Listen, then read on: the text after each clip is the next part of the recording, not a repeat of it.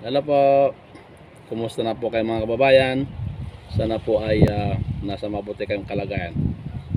So, mga kababayan, ang magiging usapin natin sa araw na ito actually ay medyo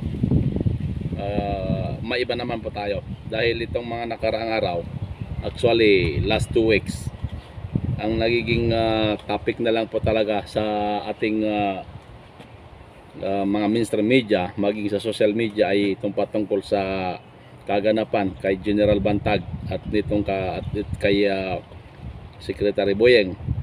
So may iba naman po tayo mga kababayan, pero bago natin ipagpatuloy ang usapin natin ito, ay gusto ko munang ipakita sa inyo ang isang maikling video kung saan kuha ito mula dun sa video o vlog ni Madam Maharlika sa Buljak TV. Ano?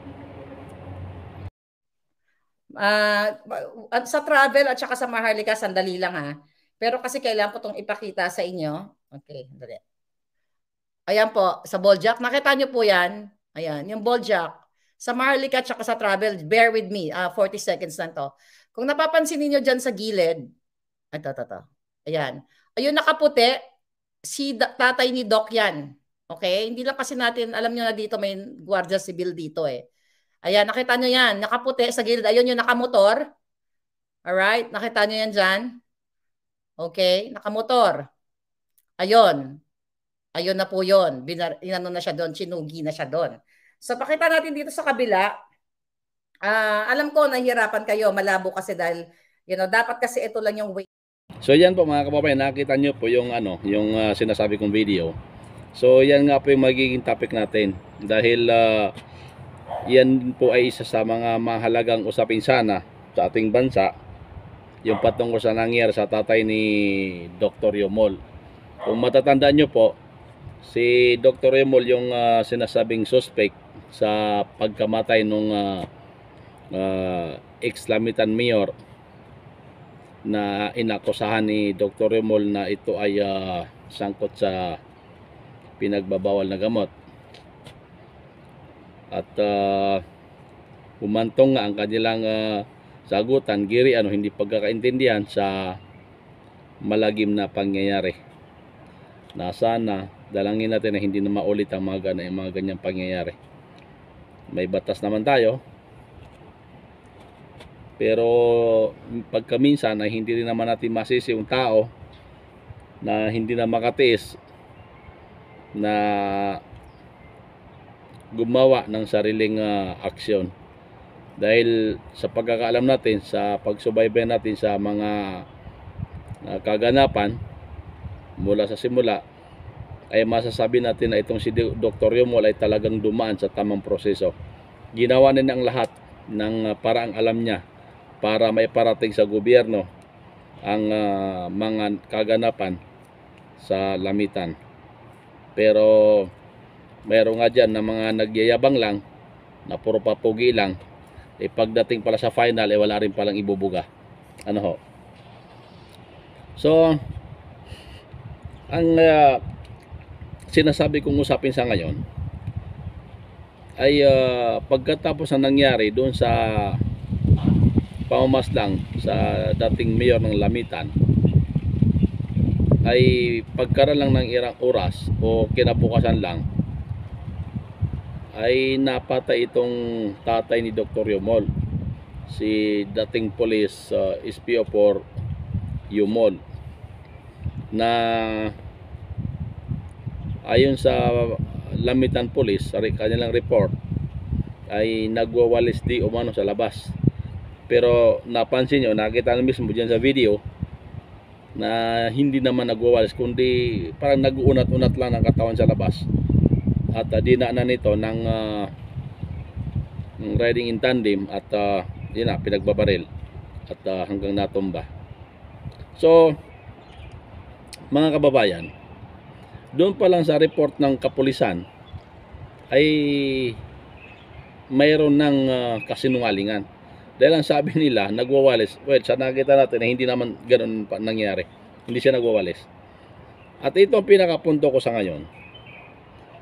Itong secretary ng DILG natin na si Binhur Abalos, kuda ng kuda, dada ng dada sa media, lalong-lalo na sobrang na-excite nung ipresenta nila si Escorial na di umano ito pumas lang kay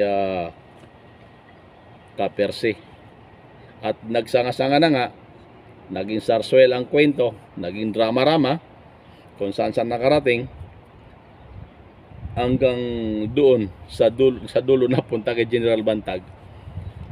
So mismo sabi ni Madam Harlika sa kanyang vlog, kung sa isang private citizen na katulad ni Madam Harlika ay may nakarating sa kanya na ganong ebidensya, at mismo litrato ng apat na tumigbak kay SPO4 Yumol, imposible na hindi alam ng kapulisan ito. At imposible na hindi alam ng DILG ito. Pero bakit wala silang ginagawa? Di ba? Yan ang tanong. Bakit walang ginagawa ang kapulisan at walang ginagawa ang DILG para hulihin o kasuhan itong apat na pumaslang o pumatay sa tatay ni Dr. Yumol? Naghamon pa nga si Madam Maharlika eh. Sabi niya, kung gusto nyo, send ko sa inyo the full video, pati picture ng mga suspect na nandun pa rin sa lamitan. May mga picture pa sila, may hawak daw sila ng mga high power weapon, mga high power gun. Di ba? So, ikaw Secretary Abalos, napakahilig mo magpapugi sa social media. Ayan, dapat diyan ka magpapugi. Di ba? Diyan ka magpapugi. Kontakin mo si Maharlika, o malamang alam nyo na kung paano makuha yung ebidensya, no? Malamang mayroon na rin kayong hawak na ebidensya. Kumilos kayo, diyan kayo magpapugi. Huwag puro press con. Magtrabaho din. Di ba? Bakit ayaw kumilos? Dahil ba sa ang pinaslang ng mayor dilawan na kung saan inaakusahan ayon kay Dr. Yumol ito ayon kay Dr. Yumol, itong mag-asawang ito na yung asawa yung pinatay at saka yung natirang asawa ay mga sangkot ito sa pulburon. Talaga limpak-limpak na pulburon daw ang negosyo nila. At pinakita pa ni Dr. Yumol sa kanyang mga video noon kung gaano talaga karangi ang buhay ng mag-asawang ito. So kung susumahin natin, may posibilidad ka naman talaga. So bakit hindi inimbestigahan yan? Bakit nananahimik? Katulad din kayo nung nilapitan niya na nagpapakitang gilas na kaalam mo kung sino. Itong si Bilhika ba yun? Nung nilapitan ni Dr. Yumol. Pero ang sabi ni Dr. Yumol pagkatapos mag-usap nila ng ex-mayor na yon, lumabas wala na. Hindi natin alam kung magkano dahilan kung bakit hindi natuloy yon. Hanggang dada lang itong si Bilhika, wala rin mang ginawa. Hanggang sa yun na nga, hindi na nakating si Dr. Yumol at yun na nga ang nangyari. Yung malagim incident yun sa may Ateneo de Manila. Okay, University. So hindi na natin nahabaan ito dahil actually ito naman ay maraming beses na ito na pag-usapan sa mainstream media, pati na rin sa mga ibang vlog sa social media.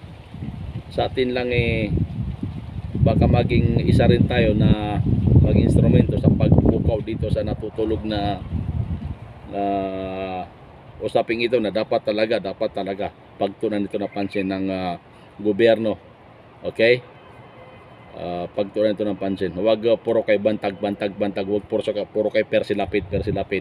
Dahil ba may diyan, may exposure diyan. Kaya masyado kayong atat na dalawa na sekretary.